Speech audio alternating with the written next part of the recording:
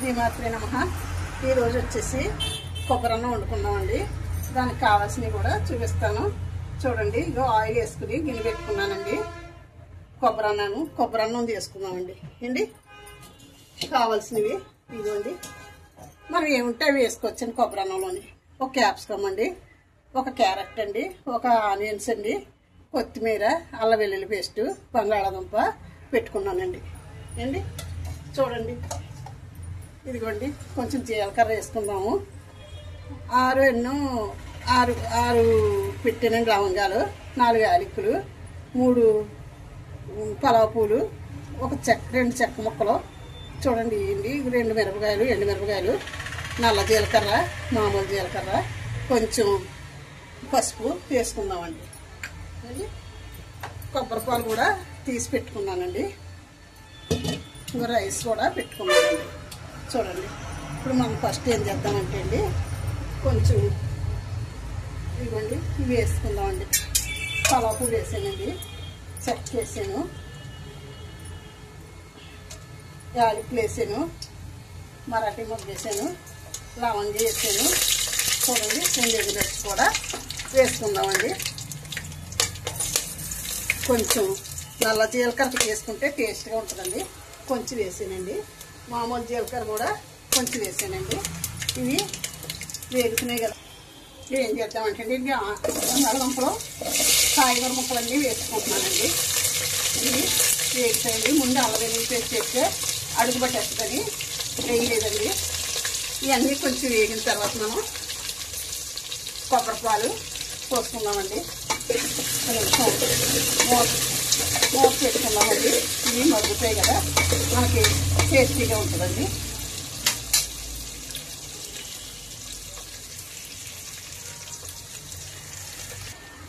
మూత తీసుకుని చూసుకుందామండి. ఇది కూడా మూత తీసాను. ఇప్పుడు ఏం చేద్దామంటే అండి, అల్లం వెల్లుల్లి పేస్ట్ ఉంది కదా, వేసేస్తున్నానండి. కొంచెం మనం గరం మసాలా పౌడర్ కూడా కొద్దిగా ఎక్కువ కాకుండా ఘాటు వచ్చేస్తుంది లేకపోతే వేస్తున్నానండి. పసుపు కూడా ఎక్కువ వేసుకోవద్దండి, పసుపు వాసన వస్తుంది. కొంచెం కలర్ కోసం ఎంత చిటికెడు పసుపు వేసానండి. కొంచెం కొత్తిమీర కూడా వేసుకుందామండి.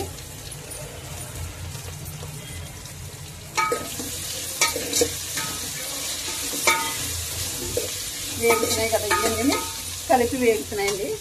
ఇప్పుడు పాలు పోసుకున్నాను. ఇది కొబ్బరి పాలు తీసుకున్నాను కదా, ఏ గ్లాస్తో అయితే తీసుకున్నామో ఆ గ్లాస్కి 2 గ్లాసులు లెక్కెట్టుకోవాలి. ఈ కొబ్బరి పాలు కూడా మాకు లెక్కే కదా అని చేత అదో గ్లాస్ డబ్బేయండి. ఒక చెక్క కొంచెం ఉన్నాయండి. వాటర్ వేసేసుకున్నాను ఉన్నది. ఇదిగో చూడండి వాటర్ వేస్తున్నాను.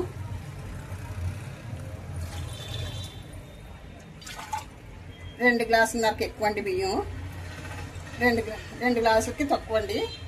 అందుకనేసి 3 గ్లాసులన్నరకు ఎక్కువ వేస్తానండి వాటర్. ఇది చూడండి తగ్గిస్తున్నాను అండి. 2 గ్లాసులకి తక్కువ అండి. కాకపోతే మూత పెట్టుకుందామండి. మూత పెట్టుకుని కొంచెం మరిగేటప్పుడు మనం రైస్ వేసుకుందామండి. అండి కొబ్బరి అన్నం చాలా బాగుంటుందండి, టేస్టీగా కూడా ఉంటుంది. చూద్దామండి. ఇంకా ఏమీ అస్సలు కదలలేదండి. వాటర్ మరిగిన తర్వాత మనం రైస్ వేసుకుందామండి. ఇవ్వండి బిర్యానీ ఆకు కూడా వేస్తున్నానండి. కొంచెం సాల్ట్ కూడా వేయలేదండి, సాల్ట్ కూడా వేస్తున్నాను. మూత పెట్టుకుందామండి. మరుగుతాయి కదా మనకి. వాటర్ మరిగిన తర్వాత మనం రైస్ వేసుకుందామండి. మరుగుతుందండి, ఇంకా మరగట్లేదండి. ఇది మరిగేటప్పటికి మనం ఉల్లి చట్నీకి రెడీ చేసుకుందామండి. ఇందులో చిన్న ముక్కలుగా కట్ చేసుకుంటాను ఉల్లి చట్నీకి. ఇదిగా చూడండి ఇలా చిన్న ముక్కలుగా కట్ అయ్యండి, బాగుంటుంది కదా. ఇందులో కొంచెం ఉప్పు వేసి పెరిగేసి ఉల్లి చట్నీ రెడీ చేసుకుంటాను. చూద్దాం ఒకసారి. చూడండి కాగేయి, వాటర్ కాగింది అంటే కొంచెం మరుగు పడుతుంది. పట్టడం అయితే ఒక 2 నిమిషాల్లోనే, కాకపోతే అంత మరగనవసరం లేదండి. ఇదిగోండి వేసేస్తున్నాను రైస్. కొంచెం నెయ్యి పోసి కలుపుకుని పెట్టుకున్నానండి. రైస్ అయితేని 1 స్పూన్ నెయ్యి వేసి కలిపాను.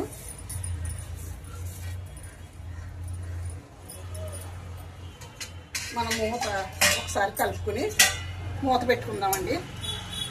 ఒకసారి కలుపుకుందాము. ఇలా కలుపుకొని మనం మూత పెట్టుకుంటే చూడండి పొగలు వస్తుంది కదా. మూత పెట్టుకుందాము. కొబ్బరి రైస్ ఉడికిన తర్వాత రెడీ అయిపోయింది. ఒకసారి మూత తీసి చూద్దామండి. అది చూడండి పాలు పొంగి వచ్చినట్టు ఉడుకుతుంది. పాలు పొంగిలా వస్తుందండి.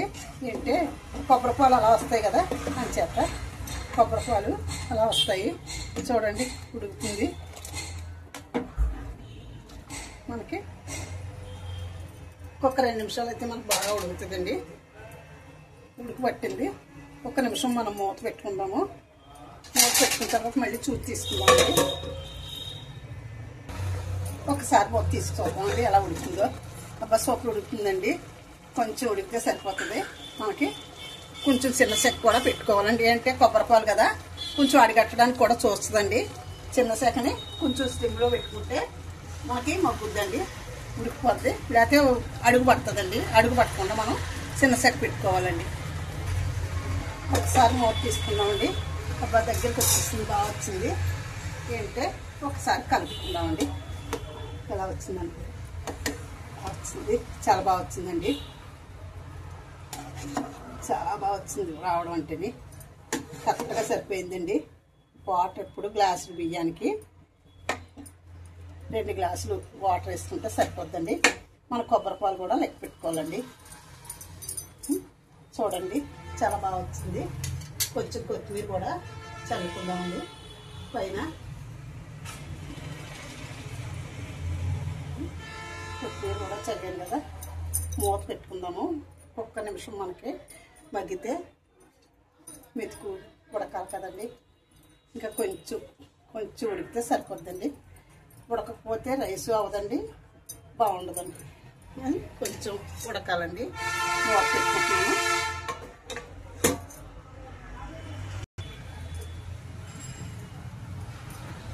చూద్దాం ఒకసారి. చాలా బాగా ఉడికిందండి. కట్టేస్తున్నాను. ఇప్పుడు కట్టేసి 2 నిమిషాలు అయ్యాక మనం లంచ్ బాక్స్లో పెట్టేసుకుంటే చాలా సూపర్ ఉంటుందండి. కొబ్బరి అన్నం వండుకుని చూడండి. ఇలాగా ఎంత టేస్టీగా ఉంటుందో తెలుస్తుంది, మీకే తెలుస్తుంది. చూడండి లంచ్ బాక్స్లో పెడుతున్నాను, తీసుకున్నాను. చాలా సూపర్ వచ్చిందని రావడం అయితేనే చాలా బాగా వచ్చింది. చూడండి సూపర్ ఉందండి.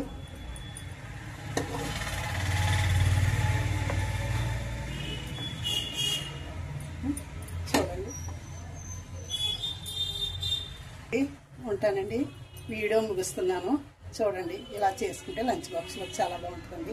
ఎప్పుడన్నా దేవుడి దగ్గర కొట్టుకున్నా కొబ్బరికాయ అనేది మనం పాడు చేసుకోకుండా ఇలా వండుకుంటే సూపర్ ఉంటుందండి. ఉంటానండి. శ్రీమాత్రి నమః. షార్ట్ కూడా పెడతానండి. చూడండి.